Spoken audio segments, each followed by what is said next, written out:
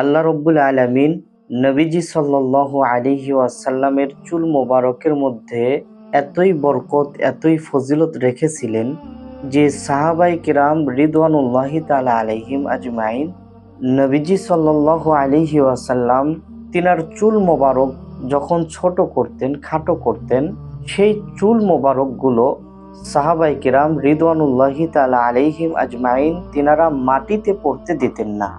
মাটিতে পড়ার পূর্বেই তিনারা কাড়াকাড়ি করে কে কার আগে নবীজি সাল্লাল্লাহু আলাইহি ওয়াসাল্লামের চুল মোবারক হাতে নেবেন এবং সেই চুল মোবারক বরকত হিসাবে তিনারা তিনাদের ঘরের ভিতরে রেখে দিবেন। সুবহানাল্লাহ। আল্লাহ রব্বুল আলামিন এতই মর্যাদা দিয়েছেন। একবার সাইয়্যিদুনা আবু বকর সিদ্দিক রাদিয়াল্লাহু তাআলা আনহু নবীজি সাল্লাল্লাহু আলাইহি ওয়াসাল্লামের দুটি চুল মোবারক পান। তিনিও নিয়ে গেলেন তিনার বাড়িতে। যাওয়ার পরে তিনি উঁচু একটি জায়গাতে নবীজি সাল্লাল্লাহু আলাইহি ওয়াসাল্লামের চুল মোবারক রেখে দিলেন। সময়টা ছিল সন্ধ্যার পূর্ব মুহূর্ত।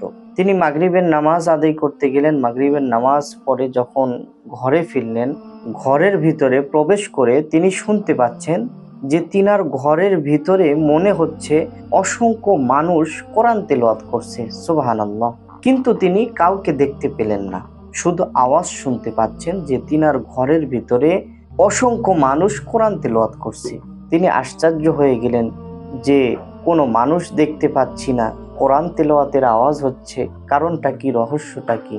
সারা রাত্র এইভাবেই অতিবাহিত হয়ে গেল।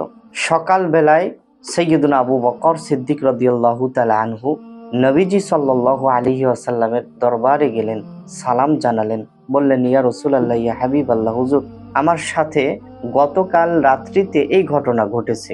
আপনার দুটি চুল মোবারক আমি আমার ঘরের মধ্যে রেখেছিলাম।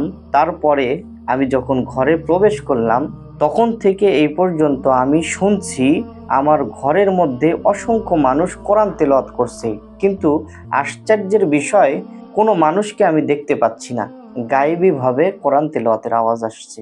নবীজি সাল্লাল্লাহু আলাইহি ওয়াসাল্লাম মুস্কি হেসে বললেন, ইন্নাল মালাইকাতা ইয়াজতামিউনা আলা শা'রি ওয়া ইয়াকরাউনাল কুরআন।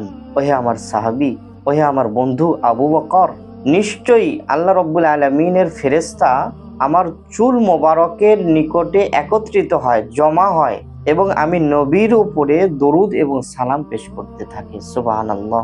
তুমি আমার দুটি চুল মোবারক নিয়ে গেছো, সেখানে অসংখ্য ফেরেশতা একত্রিত হয়েছে, সেখানে কোরআন তেলাওয়াত করছে। এগুলো অন্য কোনো মানুষ নয়, এগুলো হচ্ছে আল্লাহ তাআলার নূরের ফেরেশতা, তারা কোরআন তেলাওয়াত করছে। আল্লাহু আকবার। হ্যাঁ, এটাই মর্যাদা আমাদের নবীজির। তিনার চুল মোবারকের নিকটেও দরুদ ও সালাম পেশ করা হয়।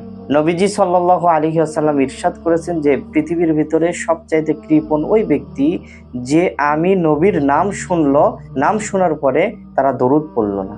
ভাই ও বাবারা, নবীজি সাল্লাল্লাহু আলাইহি ওয়াসাল্লামের উপরে আমরা বেশি বেশি দরুদ পাঠ করব, কেননা স্বয়ং আল্লাহ তাআলার ফেরেশতারাই নবীজি সাল্লাল্লাহু আলাইহি ওয়াসাল্লামের উপরে দরুদ এবং সালাম পেশ করতে থাকে।